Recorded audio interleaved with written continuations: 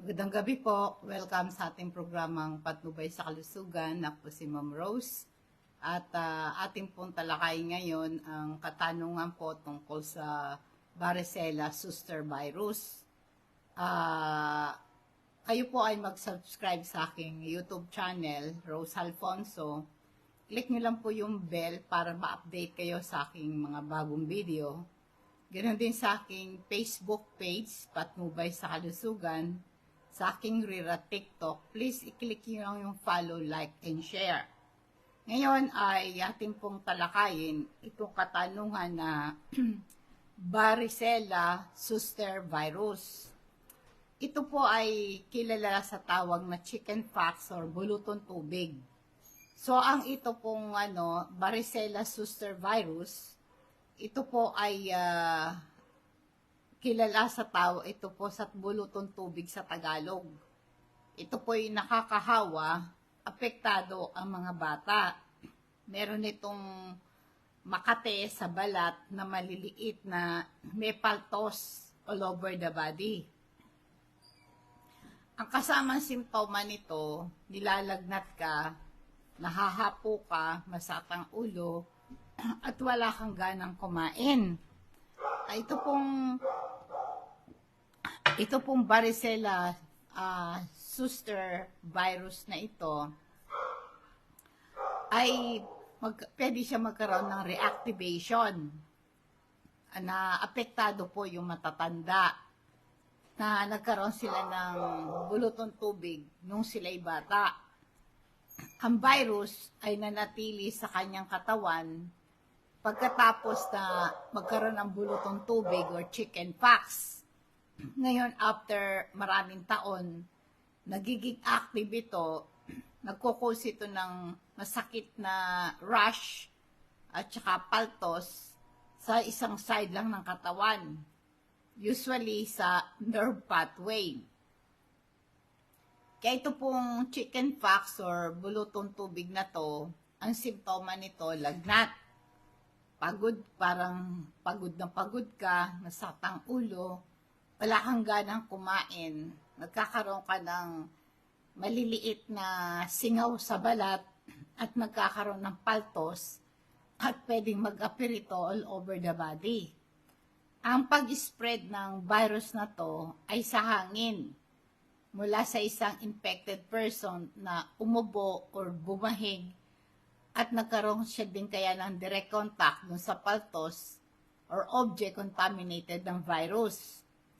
Ang primary supportive care ang ginagawa para ma-relieve ang symptoms at binibigyan sila ng antiviral medication prescribed ng doktor. Ang treatment ng varicella zoster virus, ito ay nagiging dahilan ng bulutong tubig at saka shingle, depende sa specific disease at severity. Kaya nga po yung focus ng treatment nito, i-relieve yung symptoms tulad ng lagnat, pangangate, masakit. Yan ang primary treatment niyan. Kung linalagnat, pababain yung lagnat. At kung makate, alisin yung kate at saka yung kirot. Maring ang doktor, magbigay sila ng medication tulad ng yung acetaminophen, katulad po ng ibuprofen. Iwasan lang yung aspirin sa bata, pwedeng magkaroon ng Reye syndrome. Pagkatapos, mag-apply ng calamine lotion doon sa singaw ng sa balat. Ang mga halamang gamot, kung meron kayong makitang dahon ng balimbing, tadtarin yon, tapos katasin, i-apply ito sa balat. Ito po ay magandang pang-alis ng kate, dahon ng balimbing. Ito rin pong sa lagnat, yung dahon ng lagundi. 4 hanggang 6 na kutsarang tinadtad na dahon ng lagundi, pakuluin sa 2 basong tubig ng 15 minutes. Ang matanda, pwedeng uminom ng 1 tasa kada 4 na oras. Pagbata, 1/4 cup Pag baby, 1 tablespoon ng nakuluan na lagundi, dahon ng lagundi. At paliguan niya ng malamig na tubig or yung cool bath or shower, yung hindi naman yung malamig, tama, yung bang huwag naman maligamgam, yung malamig na tubig, yung minsan yung tubig na lumalabas sa gripo natin, malamig, di ba? Yun ang paligo. At uminom ng maraming tubig, importante yan. At magpahinga para mabilis ang kanya recovery. At bigyan siya ng mga antiviral medication. Mga prescribe ito ng doktor. Halimbawa para sa matanda o sa kabataan, sa baby o kaya sa isang pregnant na babae. Pagka mahina ang immune system mo, nagiging severe ang symptoms ng chickenpox. Nagkakaroon po ng shingles, no? Kaya ito pong mga itong antiviral medication na to, para mapaikli ang duration ng severity ng yung shingle, yung herpes zoster. Kaya kailangan po pag nagsimula na yung symptom nito, mabigyan kayo ng antiviral medication, reseta ng doktor tulad ng Balakroclovir, ito pong Pamciclovir. Ito po yung mga sample ng gamot. Pero depende po sa reseta ng doktor. Sa pain management ng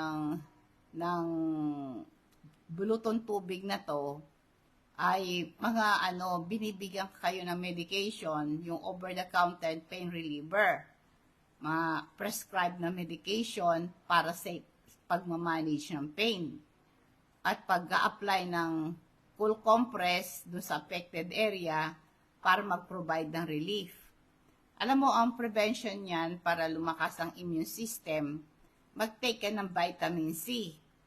Ito po pang-prevent ng chickenpox at saka shingles. Kaya po yung immune system support ang vitamin C, ito'y napakahalaga sa paglaban sa viral infection tulad ng bulutong tubig at shingle, yung herpes zoster. Ang vitamin C kasi meron siyang antioxidant properties, nare-reduce yung inflammation, at saka po ito ay para hindi severe or grabe ang nararamdaman mo. Ang vitamin C supplementation, nare-reduce ang severity at duration ng chickenpox at single symptoms. Ito'y napakahalaga sa collagen production. Meron siyang role sa paggaling sa mga sugat sa balat at pagre-repair. Nakakatulong para hindi yung mga paltos ay hindi lumala. Samahan mo ng Super B Complex para masuportahan ng nervous system kasi yung pathway ng ng shingles or herpes ay dun sa nerve. So para masuportahan ng nerve mo, mag-take ka ng Super B Complex na merong vitamin B1, B6, and B12 para masupport yung nerve function. Napakahalaga nito sa mga merong herpes, zoster, may shingle, dulot nitong virus na ito. Ang vitamin B6, ito'y napakahalaga sa immune system function. Nagko-contribute ito sa response ng katawan mo panlaban sa viral infection tulad ng chickenpox at shingle. At energy production nito. Kasi ang Super B Complex po natin, meron siyang B1, B2, B5. Involved ito sa energy production. Beneficial ito sa panlaban sa infection. Nagpo-promote ng healing. At saka yung kalusugan ng balat, yung B12, no? At B1 tsaka B3, nagko-contribute ito sa kalusugan ng balat para magkaroon ng cell growth and repair. Ito ay para ma-manage yung mga paltos na dahil dulot ng chickenpox virus at saka shingle. Ang chickenpox po, ayon sa pag-aaral, itong vitamin C napiprevent yung tagal ng pag-atake ng chickenpox. At sabi din po sa result, ang vitamin C at kasama po yung Super B Complex nakakatulong sa pag-reduce ng pain nerve damage associated nitong herpes zoster na to. Kaya ito po ay dapat nyong i-take. Inumin nyo tong vitamin C at saka yung Super B complex sabay. 30 minutes bago mag-almusal. Effective po ang vitamin C. Iinom ka lang ng tubig kasi water-soluble vitamins yan. Ngayon, dito po sa, dito sa yung problema na, na ito pong, nasabi niya po itong chicken pox o yung Barzellella, no? Itong Barzellella zoster virus, ay ito po ay it's parang simpleng maunawaan, ito'y bulutong tubig, no? At pag humina immune system, nagkakaroon ng herpes, kaya makirot yan, masakit yan.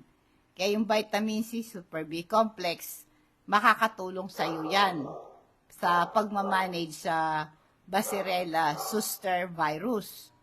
Nakita po nila na talagang very effective. Tsaka yung bakuna, itong pinaka-best para ma-prevent mo yung bulutong tubig at saka shingle. Ang shingle, ito yung mga viral infection, ito po ay napakasakit.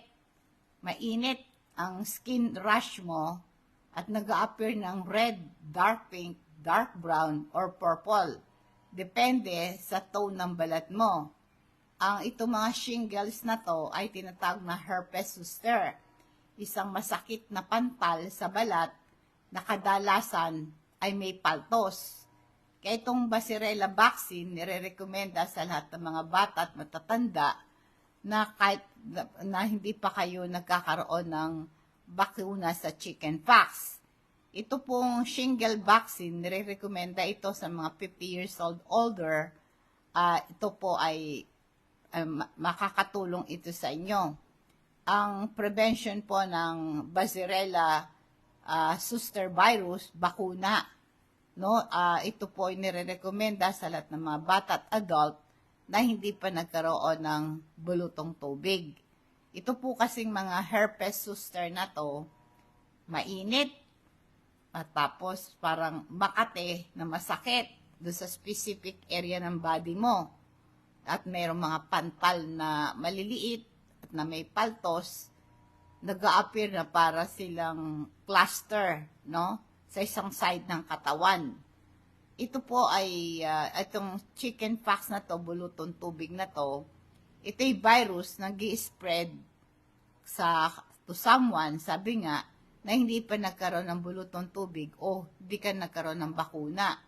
Kaya nga po yung antiviral medication, tumutulong ito para hindi tumagal ang pag-atake nito. At meron kayong mga pain reliever prescribed ng doktor para mawala yung kirot, no? Kahit na ikaw 50 years old pataas, apektado ka pa rin nito. Meron tayo pong crystal oil, ito ay concentrated plant extract. Ito ay nakaka-reduce ng anxiety, nagpo-promote ng relaxation, nare-reduce ang pain at inflammation, arthritis and muscular pain. At nag-i-improve ito ng sleep quality mo, tumutulong para ma-relieve yung headache mo. Ito'y nakaka-clear ng congestion, nag-i-improve ito ng respiratory health mo, at ito rin po'y maganda sa mga shoulder pain. Pag napaso ka at nauntog ka, para hindi ka mabukulan. Ito'y magandang pan-relieve sa kabag, sakit ng tiyan, at pagduduwal, pagsusuka. Hindi ka rin kakagatin ng lamok pag pinahid mo yan sa balat mo. At available yan sa patnubay. At ito naman po activated charcoal natin. Ito'y meron siyang antibacterial properties. At ito po ay nakakapatay ng mga bakterya. Lalo na po sa bituka natin. Ito'y nare-reduce yung inflammation ng bituka at napiprevent po yung passage ng harmful substances sa ating bloodstream. Kaya maganda ito sa mga nalason, food poisoning, pang-prevent ng hangover, at ito rin po sa drug overdose. Nare-reduce yung diarrhea, nare-relieve yung kabag, at bloating mo. Ag-absorb ito kasi ng gas at toxin sa bituka. Kaya nare-reduce yung bad breath mo. Kaya kung ang bad breath mo dahil sa bakterya sa bibig at bituka ay kaya pong alisin ng activated charcoal. Kung magpapadeliver kayo nitong ating mga products, i-chat nyo lang ako sa aking Facebook page, Patnubay sa Kalusugan. Sabihin nyo yung pangalan, address, at contact number nyo. Cash on delivery po ito, i-charge sa inyo ang shipping fee. Dadako po tayo sa ating food for thoughts, Psalm 78 verse 72. So the shepherd them with integrity of heart and guided them with skillful hand. At gayon siya'y ang kanilang dakilang pastor ayon sa pagtatapat ng kanyang puso at pinatnubayan sila sa pamamagitan ng yung kabihasahan ng kanyang mga kamay. Itong verse po na to ay sinasabi ang leadership po ng Diyos sa pag-iingat sa kanyang bayan. Nasabi ang ating Panginoon ng ating pastor, pinapatnubayan niya tayo ng may integridad at kahusayan. Ito po, ang shepherd, responsible sila sa pag-aalaga at proteksyahan ng mga tupa. Kaya ngayon, ang Panginoon ng ating pastor at pagkakatiwalaan natin siya at iingatan tayo. Kaya mahal niya tayo. Kaya ngayon, ito'y reminder na God is in control.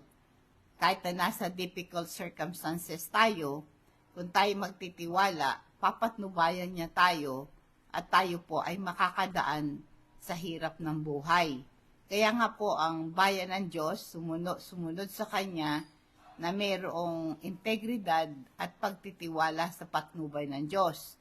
Nagre-remind sa atin, we are not alone, God is always with us. Magandang gabi po, nawa pong pagpapala, patnubay ng Diyos ang sumatin, and God bless us all.